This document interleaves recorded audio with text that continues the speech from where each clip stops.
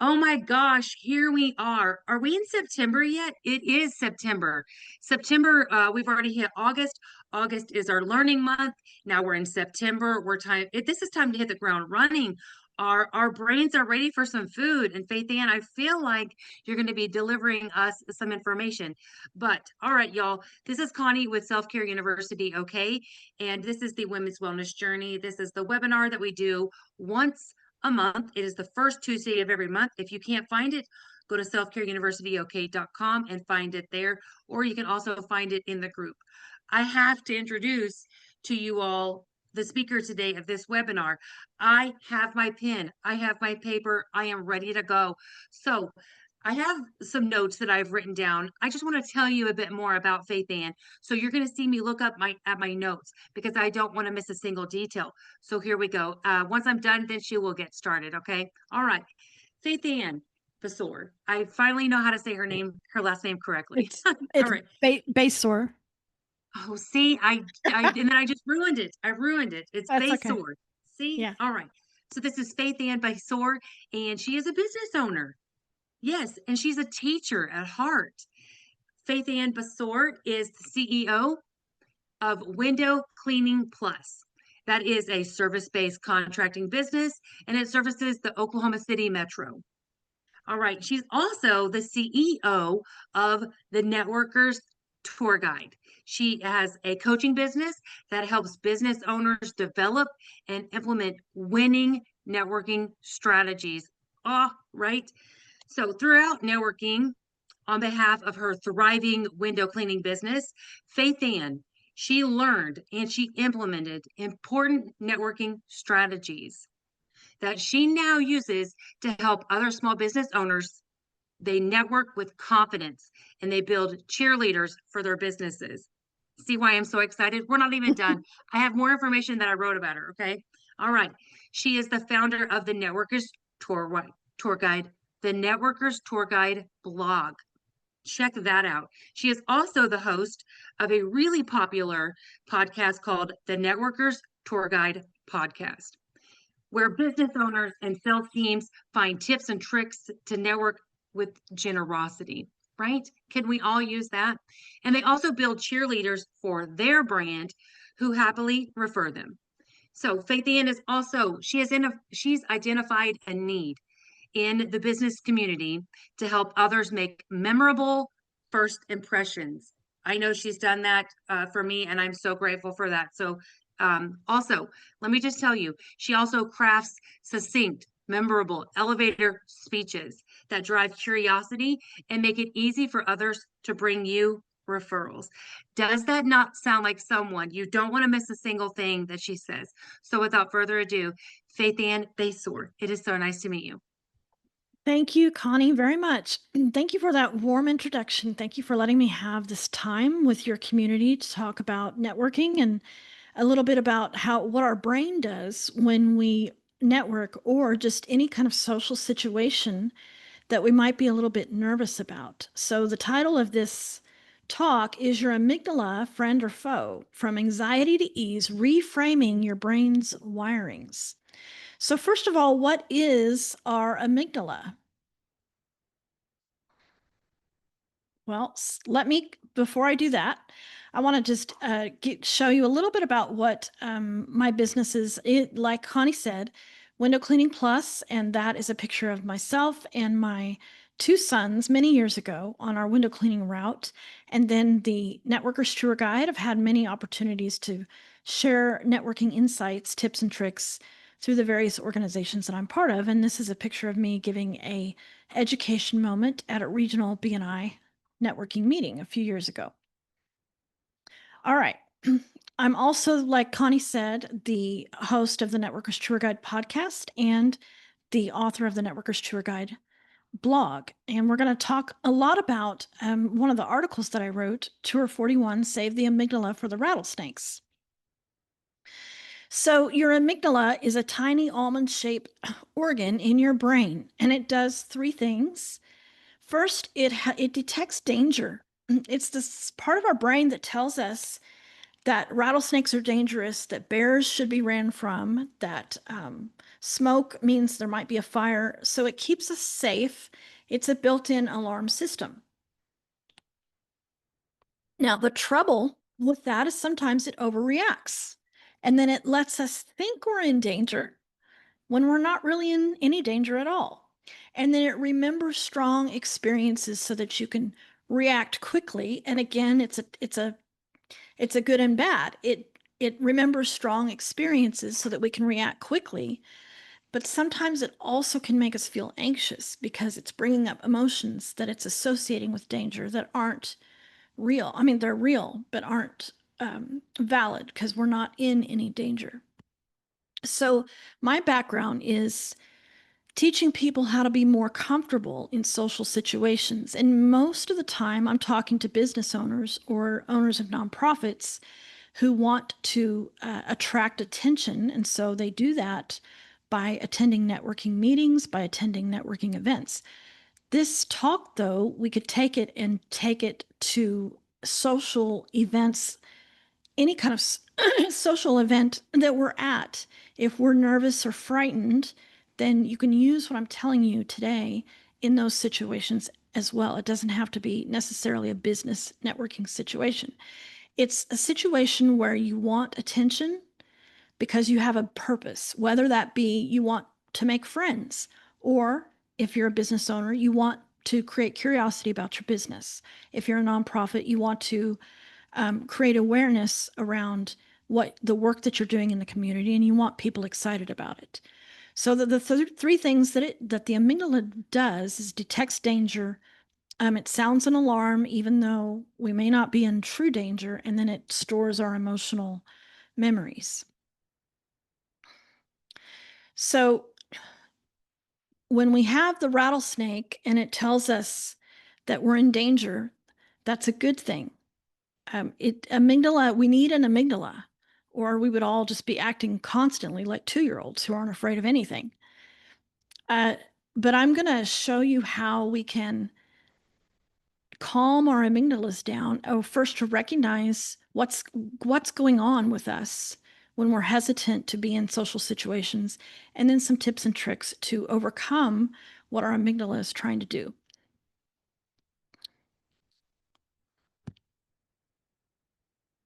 Okay, so our amygdala does keep us safe, and so when you are afraid of social situations, when you're afraid to go into those rooms full of people you don't know and talk about your business or anything that you're currently excited about, and you're hesitant, you're not crazy. So that's an important thing to understand. You are not different or subpar or crazy. Your brain is braining. It's good to have an alarm system. It's good to know when we're in danger. This can be helpful just to know that we this is biological, this this fear. So we just need to overcome. We need to train ourselves to recognize that our brain is doing its normal brain thing and reframe this fear, and have some success, some small success in these social situations that will then keep our amygdala small and our prefrontal cortex engaged, the part of the brain that does the logical thinking and imagining and exploring possibilities. So, like I said, our amygdala can sound an alarm even when the situation is not truly dangerous, like at a networking event. So people are not rattlesnakes. They are opportunity vessels.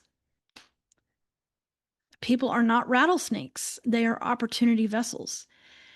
Whatever you're going to find, the social situation you're finding yourself in, if you've decided you're going to go, there's a reason why you want to go to that social situation. Maybe you have to, or you want to. You know, it's a means to an end to grab some attention.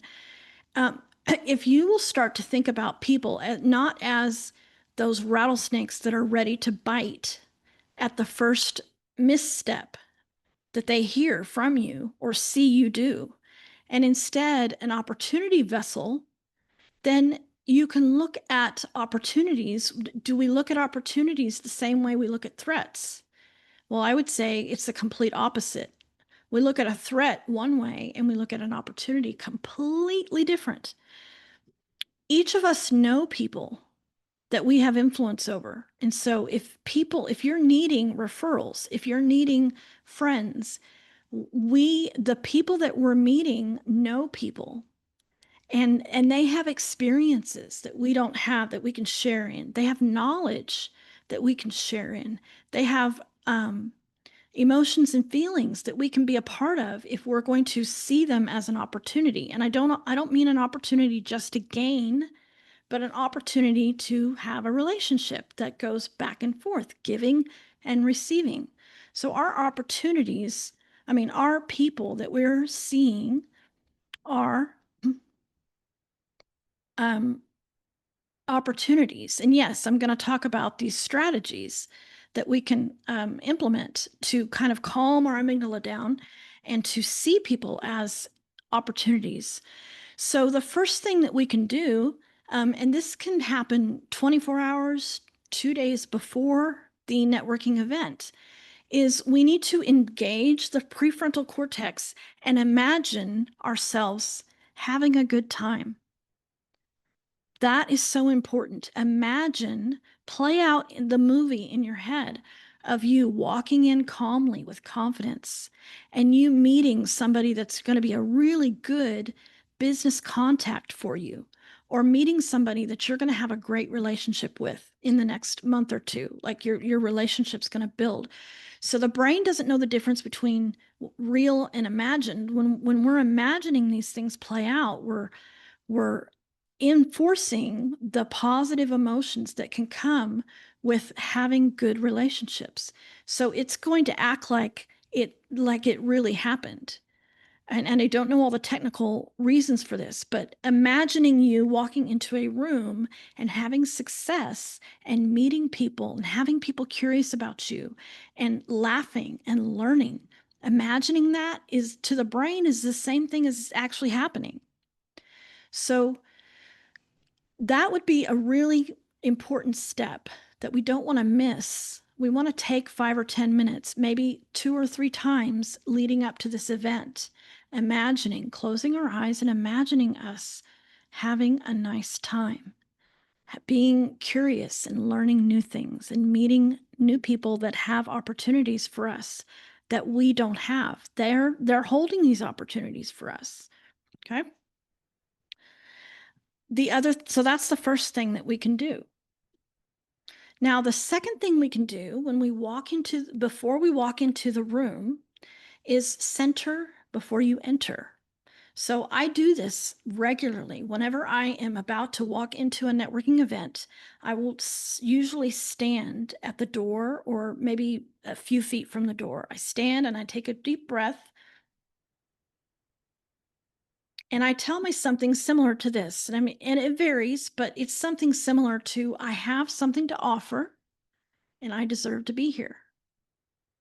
So we don't crash strangers' events.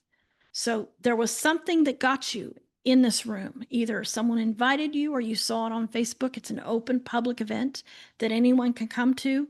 You are welcome in this event. Is it a little league game? Is it a social event? You found out about it, and so you're able to be there. You're not crashing someone's wedding. So I have something to offer, and I deserve to be here. The people in the room are holding opportunities for me. Tell yourself that. The people in the room are holding opportunities for me. So it's a nice reset, centering yourself before you walk into the room. And what this also does is it takes away all of the it calms and it pushes out all of the other thoughts, like I'm not good enough, these people are going to judge me and I better perform well, and what are we having for dinner tonight? And man, I hope I hope it doesn't rain. I mean, all of these insignificant thoughts, um whether they're just simple details that don't mean anything, or there's the amygdala trying to get you going, can leave if you will say, I have something to offer. I deserve to be here. and embody that. You do have something to offer. You do deserve to be in these rooms. Okay. Now, here is, I think, the most important thing to understand about walking into rooms full of people you don't know when that amygdala kicks in. And this is something that I tell clients all the time when I'm helping them network better. So imagine you have gone to your travel agent and you've decided you want to go to Italy, and you tell the travel agent, I'd like to go to Italy. And so the travel agent makes all of your arrangements for you, and you're so excited.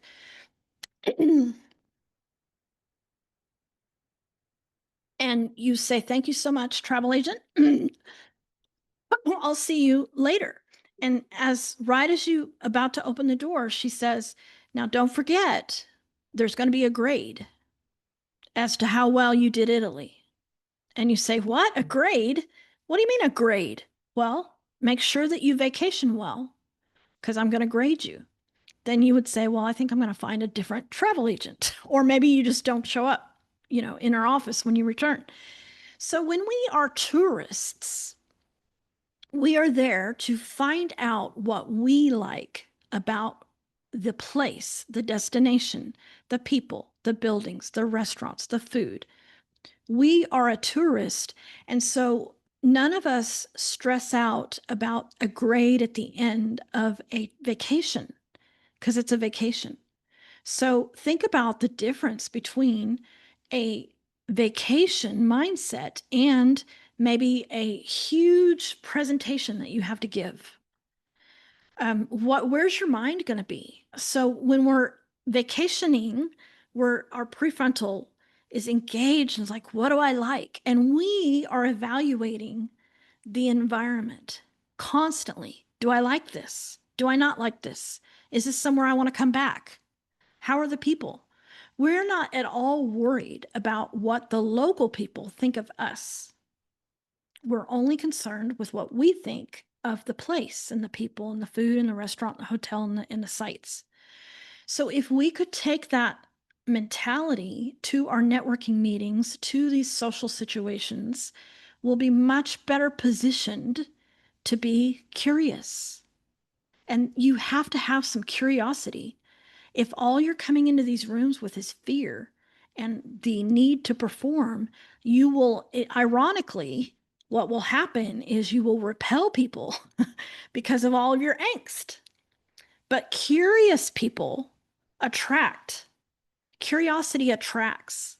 So be curious. What do I think of these people? What do I think of this situation? I'm interested in the people.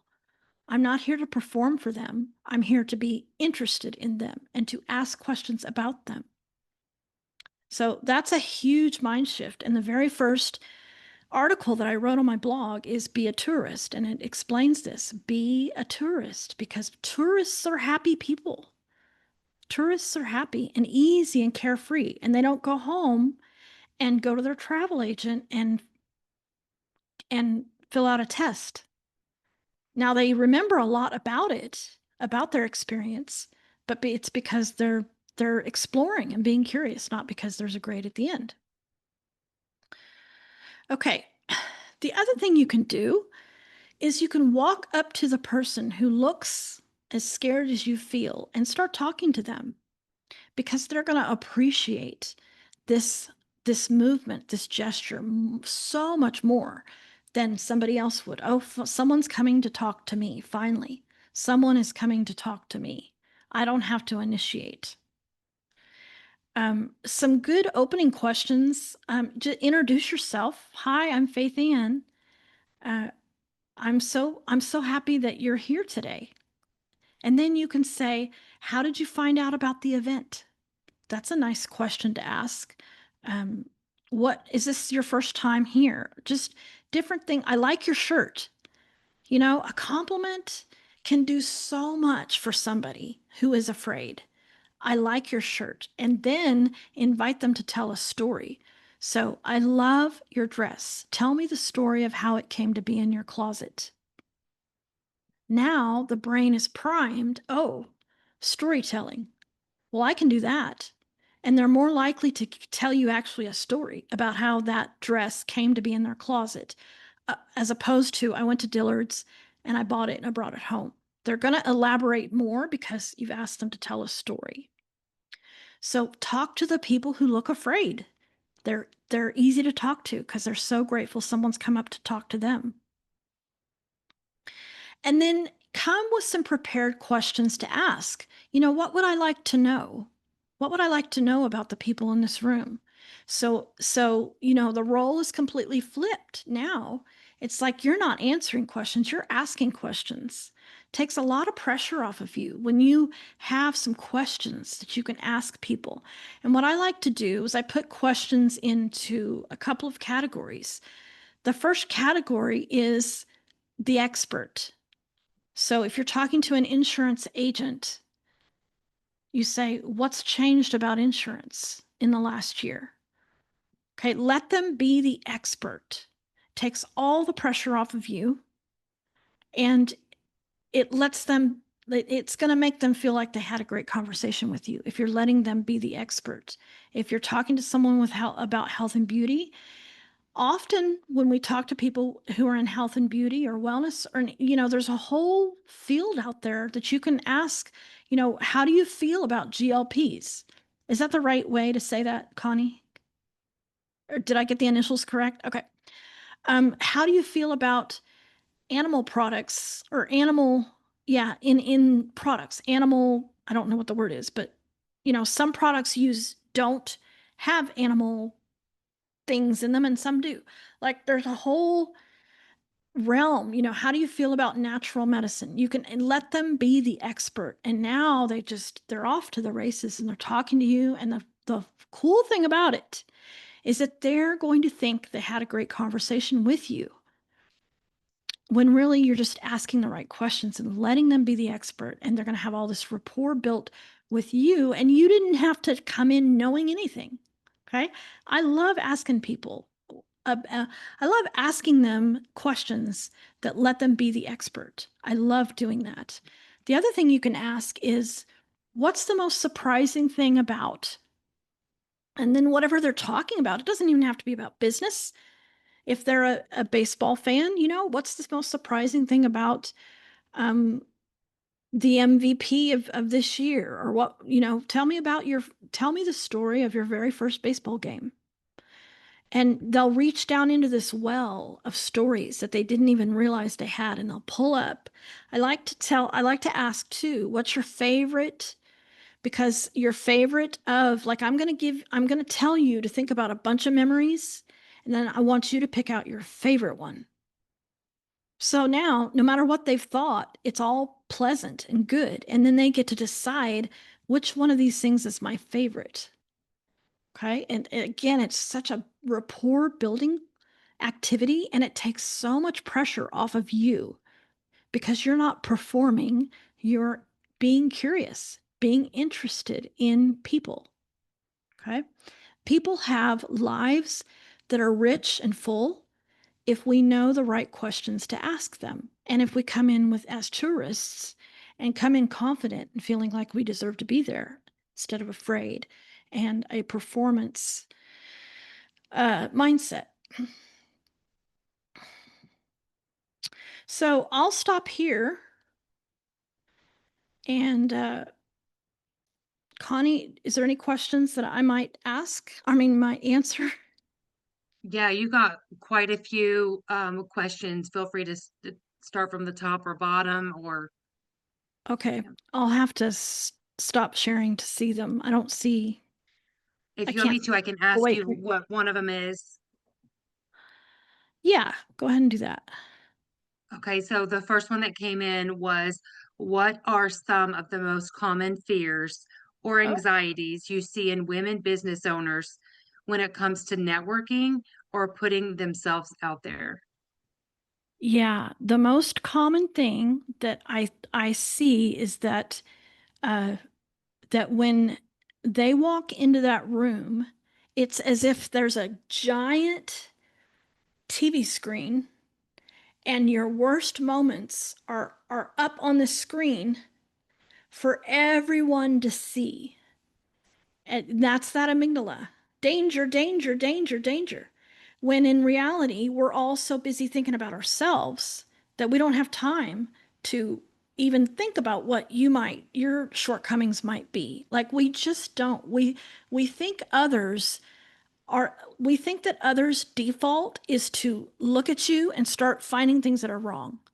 And our default is usually just, I hope these people think I'm cool. So if we're so focused on that, how do we have time to think about other people? Like, and we don't know anything about people. So you can look at that as a good thing or a bad thing. Look at it as a good thing. They're going to learn things about you, and you don't have a projector above your head showing what you did last night.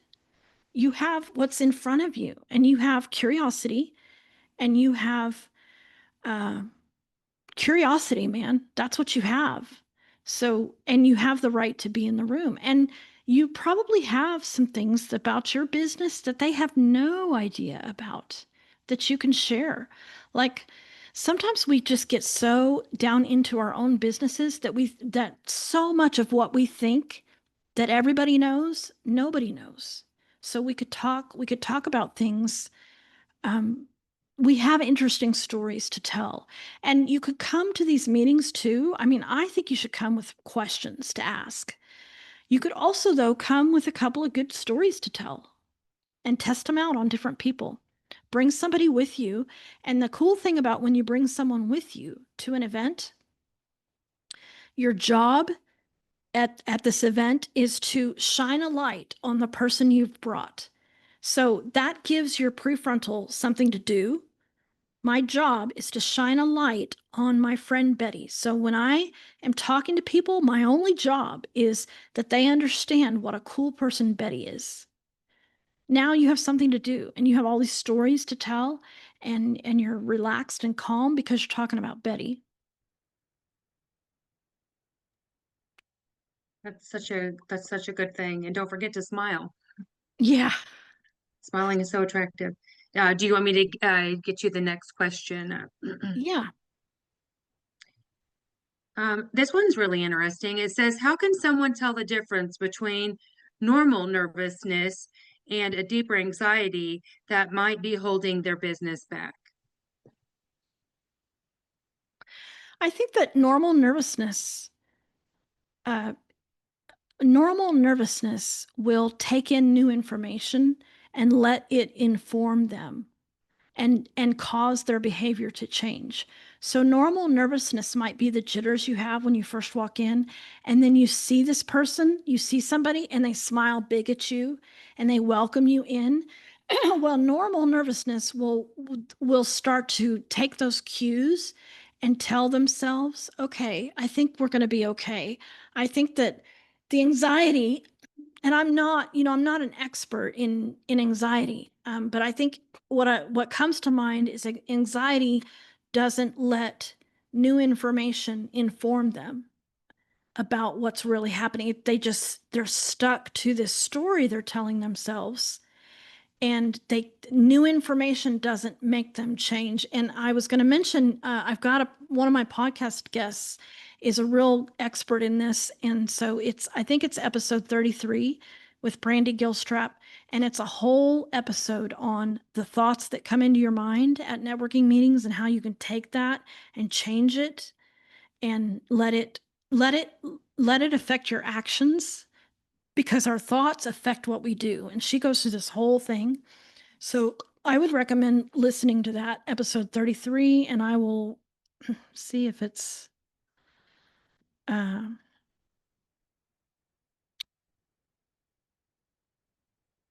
it's episode 33, rewiring your brain for confidence in when you network. And then this other one, episode 27, Danielle Bailey is also very well versed in the amygdala. So we talk about this at length in that episode of the podcast about your amygdala and what it's doing and how it can even keep you from even going to the event. So it's a serious thing. And again, don't beat yourself up about being afraid. But these tools, hopefully, that I've given you to imagine a good experience, give your brain some good food by imagining a good experience, reset as you walk in, be curious and be a tourist and have some good questions to ask can help with a lot of that. I love that. Thank you for those. Great. How do they find your how do they find these podcasts? Okay, so the podcast is on wherever you find your podcast. So Spotify, Apple, just type in Networkers Tour Guide. I had a slide, and then the blog is this is a QR code for the blog, and I have this mini tour of 5 tips to beat networking nervous. Oh, that should say nervousness among strangers.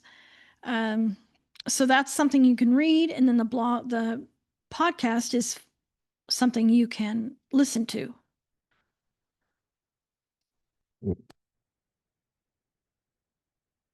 You had a really good question that I've not heard you talk about, but I really feel like this kind of goes with what you're speaking about. It says, "What is your take on imposter syndrome, and how do you encourage women, and let's also say men, um, um, to encourage them to own their expertise, even if they're just getting started?" So one of the ways that you can fight imposter syndrome is talk to your clients and ask them, why did you say yes? Why did you say yes? Uh, Often they will tell you things that you hadn't thought about, which then gives you new data to think about. Like, I'm good not only because of this, but I'm also good because of this. This other thing that I do or I delivered mattered to my client and I had no idea. So I'll give you a really good example. So I have a referrals in 60 seconds manual that helps people create a pitch from start to finish. And I was at a networking meeting, and during my elevator pitch, I talked about this manual. I held it up. And afterwards, a person who'd been in a BNI chapter for over a decade walked up to me and said, "How much for your book?" And I said, "How much it was?" And he said, "Great, I'll take it." So the next day, I said, "What made you say yes to purchasing the manual?" And he said, "I always love learning new things." He didn't say, "I'm so nervous when I stand up and talk about myself. I need a guide. I need a way to do this." He didn't say that. So now that informs me that not only can my manual help people who are nervous, give them the words to say, it also can help people who want to learn new things. So now it's a whole thing now. Do you want to learn new things? Well, I've got something new. So I think knowing you've got to dig deep into what's the result that you deliver for your client.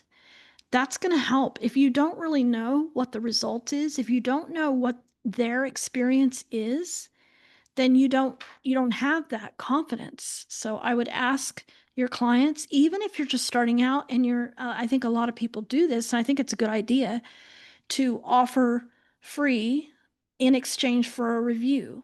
I mean, I think that happens pretty commonly. For however long you feel like you need to do that, well, get that review and read it. Um, and also think about what was my client stuck in that only I could give them. So I think I would, if I had somebody struggling with imposter syndrome, I would make them write down for every client. I would make them write down 5 things that they delivered that only they could give, and and then also write down your accomplishments. Something about writing it down is helpful. It's good for your brain. Write down what you are accomplishing. Keep a log of what you're accomplishing. And even if that means I posted on my page 5 times this week about my offer, I added 4 people to my email list. Like small things like that, write it down. And And, nobody knows what you have or haven't done if you don't tell them. So walk into those meetings knowing that you're trying to make a difference in the world. And you're doing better than most because you showed up. I love that. So just along with imposter syndrome, you also have people, I mean, business owners do not just have one personality that I've grown to understand, and I'm sure you know that as well. There's not a cookie cutter moment, but there are these bits and pieces that they can take from you and just kind of internalize them to see how they feel about it. But this one is about introverts. This question, if you want to answer it. It says, "What do you say to the woman who avoids networking because she's an introvert? Can she still build successful business connections?" Yes, absolutely. So I'm an introvert. I'm not saying I am, but that statement, I am an introvert, that's an identity statement. You need to be careful of feeding your brain this identity statement. The more you say, I'm an introvert, the stronger that belief system is, and the brain is not going to want to get rid of it. So instead, you say, social situations are awkward for me now. Now, social situations are awkward for me. Okay, that leaves room for change. Um, at this time, social situations make me nervous, but I'm going to get better. So avoid your identity statements. I really don't like it when I hear people say that. They identify as an introvert, as if um, that's never going to change. If you had tools, then you could introvert you could go into networking meetings and still be successful, even if you find social situations a little bit scary. You can also build relationships through online platforms. It's giving and taking. It's complimenting. It's asking good questions. Don't make it all about you all the time. Ask questions. You'll see me if you follow me at all. Like, when people come into my Facebook group, what's today? I think I asked somebody this question, a new member in my networkers tour guide Facebook group. She's kinesthetics. That's what she does. And I said, what would people be most surprised to learn that you can help with? And she's like, arthritis. People are so shocked to know that I can help them with arthritis. So that question, it's I'm curious about you. So online is a great way to build relationships. Just be careful that you don't use online as your only way to connect with people. There's a lot of benefit in the energy that happens in an in-person networking event. Another thing you can do, I think we set up these expectations that are so impossible. There's a room of 25 people, and I must talk to every single one of them. Well, that's impossible. You can't talk to 25 people. I probably could, but so instead, tell yourself, if I could talk to 3 people at this meeting, and if I could be curious about 3 people and find out some new, interesting things about 3 people, I will have done what I'm here to do. So you shrink the room down from 25 to 3 or 2 or 1, and just take these baby steps. Each good experience you have at your meeting will inform you about the future.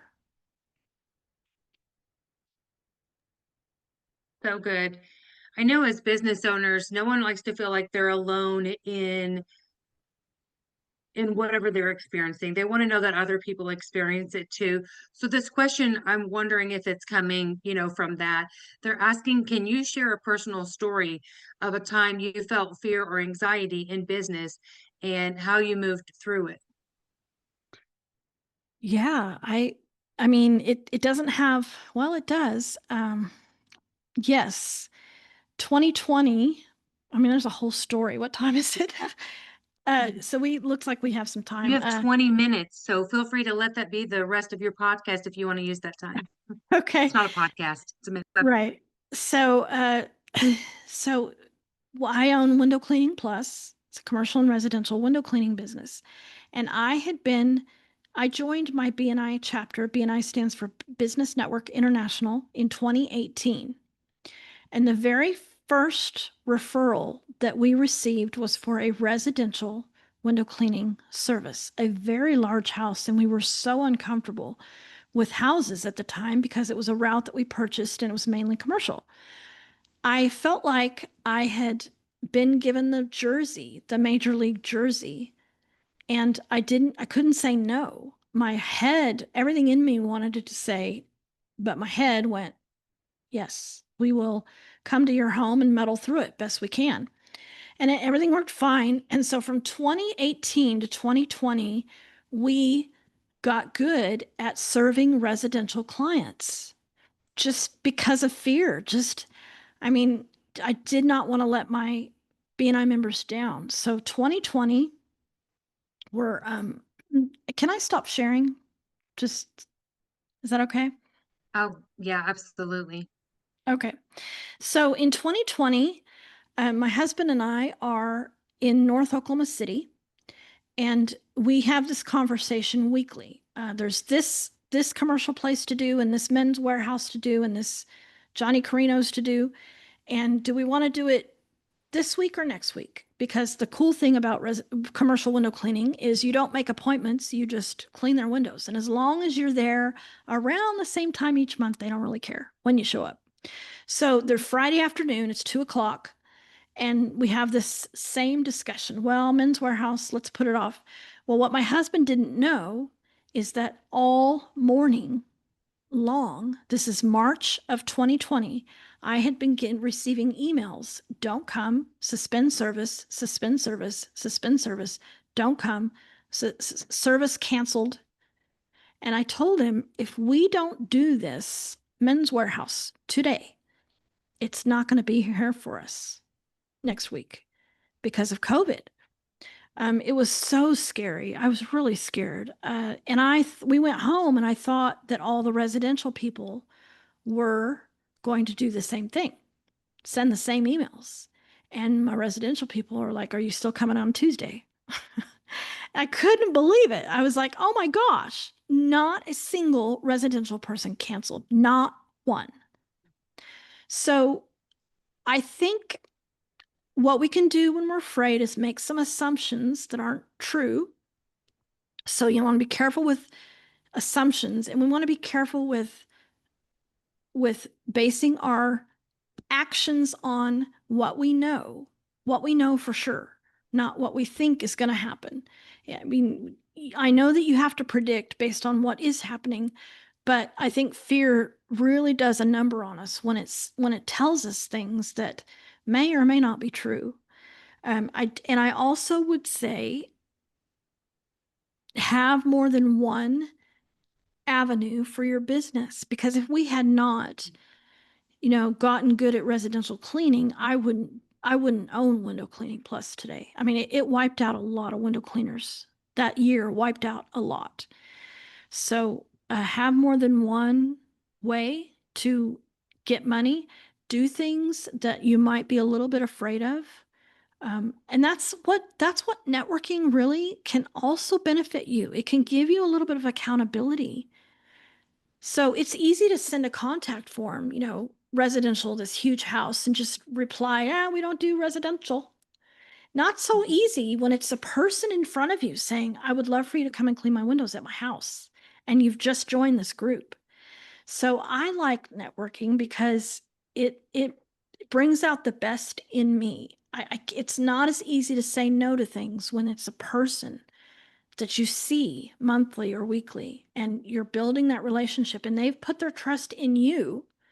So you need to try and do what you can to help them within reason. I mean, don't do something completely off that you're not qualified at all to do. But this is a good example. Residential window and commercial window cleaning, they are very different, but residential was not so out of our realm that I could justify saying no. We don't do that. I just couldn't justify it. It's like, what are we doing here? We can't just only clean commercial windows. We just can't do that, Like, if we're going to do that, it needs to be a better reason than we're afraid.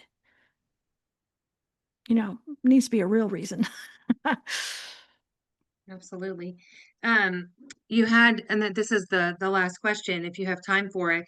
Sure. You mentioned about having, I'm going to call it like your wingman or your wing woman at a business, but this is I'm understanding this question to be like someone who can help share your name out or different things like that. But I'm going to ask the question that they said, how important is it to have a business bestie or accountability partner when building confidence and reducing fear in business? And then I guess I just interjected what I thought they were meant by that. Yeah, it's important to have somebody to talk to who you can borrow their business brain, not their personal brain. And what happened in 2020 is that's when I hired a coach, was in 2020, because my husband was so afraid of of, of getting COVID that he wasn't concerned about the business at all. And I had absolutely no fear of getting COVID. Like, who cares? I get COVID. I don't care. I don't want to go out of business. Right? I mean, I was so driven. I wanted a window cleaning empire at the time. So that's when I recognized, okay, my coach is talking to me, and she's like the voice of reason here in this situation we're finding ourselves in. And so I hired her because I need to be supportive of my husband, but I can't ask him to lend this part of himself when this other fear is just so big. So I hired a coach, and she's the one who said, write down all that you've accomplished, write it down. And she kept making me do that month after month after month until finally I said, please, Danielle, can I stop writing these things down? And she finally, after 6 months, was like, okay, but don't forget, you are accomplishing things. Like, I know. Um, so a business bestie, I mean, I just think you need to be careful. You need somebody who can say that thing that you did, that was not a good idea. Or that post, this isn't clear. There's a bunch of details that are missing. It's not clear what you want me as the reader to do.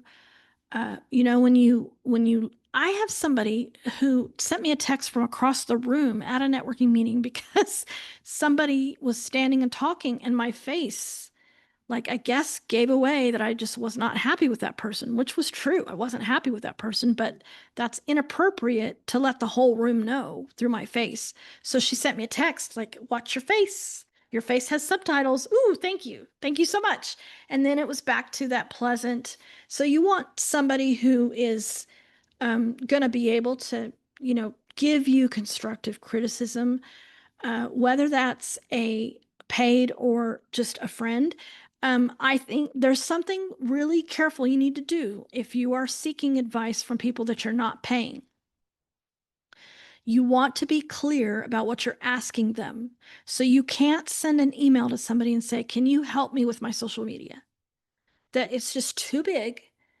And that's now like, what? Help, But if you say, hey, Mary, I have a post and I was wondering if you would look at it and give me your honest feedback. So the more specific you are when you ask for advice, the more likely it is they will help you. If it's too broad, they're not going to want to take you on your request. So be very specific about your request and say, would you be willing?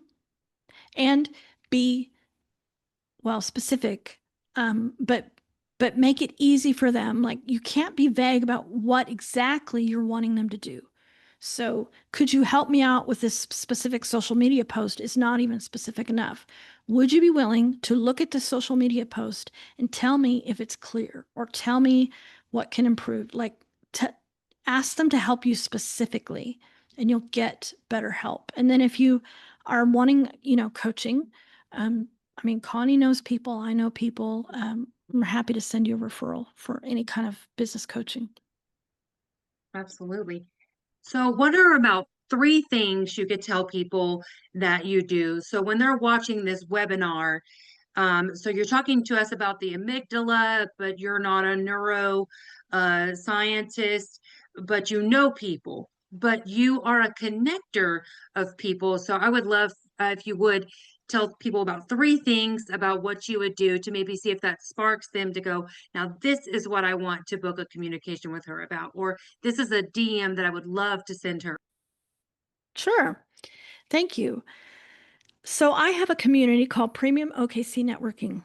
So I created this so that all of, not all, the vetted networking events in Oklahoma City could be in one place on one calendar. So you're not like hopping from thing to thing to thing to thing to plan out your networking meetings. They're all in one calendar.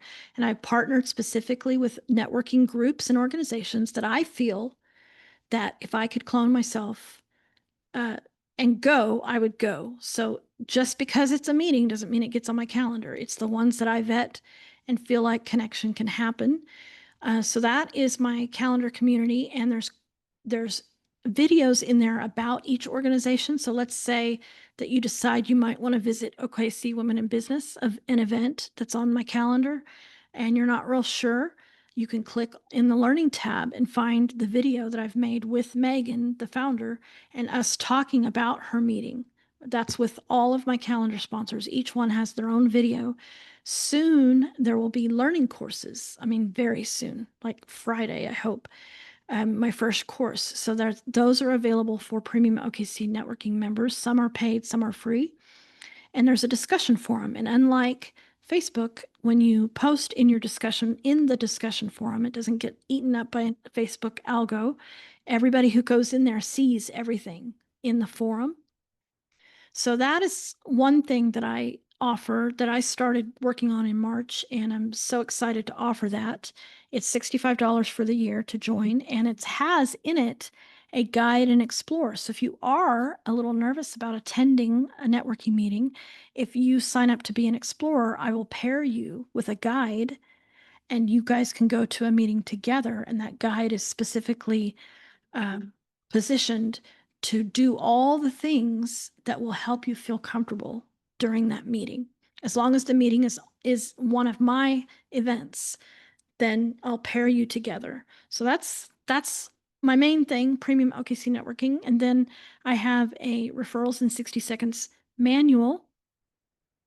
So imagine the fairy godmother needed another Cinderella. What would she say? And imagine that you have a wand that's as powerful as the fairy godmother's wand in what you do for your clients and the results you deliver them. Could you put that into words so that at a meeting you could stand up and tell the room who you're looking for? Well, I've provided a manual for you to do that, and it's $59. So and then my free resources are the Facebook community, the Networkers Tour Guide Facebook group, and then my podcast and my blog. Your Facebook group, Networkers Tour Guide, is so magical. You helped me with my elevator speech. You made a post and you said who would like help with that? And I'm like, oh my gosh, yes. So I think that's so fantastic. And I also met you at a networking meeting. You just never know the people that you're going to meet and how they're going to impact you and how they're going to impact your business. So I appreciate you being a really good person, because whenever people are networking, and you use the word that I love is vetted, there there are people who want you to pay them good money for something that chat Chipate could have given you. But when someone vets a company or a business, they've really actually sifted them down to the most purest form, to where whenever they deliver you a person's name, and you mentioned that you actually have a log full of people that are really good resources. That's a good reference for people. Premier, what you call it? Premier what? Premium OKC Networking is the platform that I Boy, have. Yeah. and you are someone to go to. So I would suggest to people, and I need to get on there too. I would suggest to people that if you are just starting out in business, that to get your name into these logs so that when you have someone who goes to all of these meetings and you're on the list, you could be like the one and they're like, let me check my list. And then there you are. And you're talking about your calendar being full. I mean, there's just ways that if you want to get out into the community without having to have to talk to every single person, this is what Faith Ann offers is the opportunity for you to do that. And one thing that I would suggest that people do is to book an appointment with you, um, is to get that elevator speech down. Whenever I met you, I think one thing that people probably know is they know their business. But whenever they meet someone, to not vomit all over them everything that they do, and that could make them so nervous that you're like, I do so many things, but I want to tell you everything. But that elevator speech can condense it down. If they have more questions, then let's talk. And I think that's also where you shine, is you help bring that out in people and sift that down too, so that they are comfortable in communities for networking. Yeah. Yeah, I love to say your elevator pitch should not be your Tasmanian devil. You're not releasing a Tasmanian devil into the room by saying, I do this and this and this and this and this and this. It's like, no, what's the one thing you do really, really well? And what are the results that you deliver? That's what you talk about, the results you deliver and who you're looking for. If I were standing in the middle of a referral for you, what would that person be doing or saying? And a lot of times they're not going to be using the technical jargon that you are using. So you may say something really technical, but it's not going to translate when my mother needs XYZ. It needs to be in the most simple, purest form of the XYZ, whatever that is, not your industry jargon. And like you said, we can't Tasmanian devil our way through our pitches and be remembered. I mean, we can do that, but no one's going to remember. I think if you could make that initial connection, then people will search you out and find you on social media and then see all the other fantastic things that you offer and then let that speak for itself. That's why your video is on there. What impression do you want to leave with people? Have that be on your social media feed, because then when someone does refer to you, that's the person that they're going to see and hopefully that matches up, right? Right, right. First Wow. impressions are important. And if you're curious, you're going to make a much better first impression than if you're trying to perform. I think that's a wonderful closing statement. Right. Well, thank you so much, Faith Ann. Thank you so much for your time, for your generosity, for this. I hope that this information goes out. I hope that the net is casted wide on the right side of the boat, that it's supposed to be on, to the people who actually need to hear it. And if they're listening to this and they got to the very end, I really hope that it's been a blessing to them. And I hope that it's just been a really good way to just put the key in the ignition and take off on their business. Do you have any closing statements that maybe you'd like to say? Um, just go ahead and look for my blog and the podcast are great resources for you. Invite you to join the Networkers Tour Guide Facebook group. And if you want to have a calendar of vetted network events and you want to save time by not having to go to events that are a waste of your time, send me a private message on Facebook, Faith Ann Basor. Basor, not Basor. Right.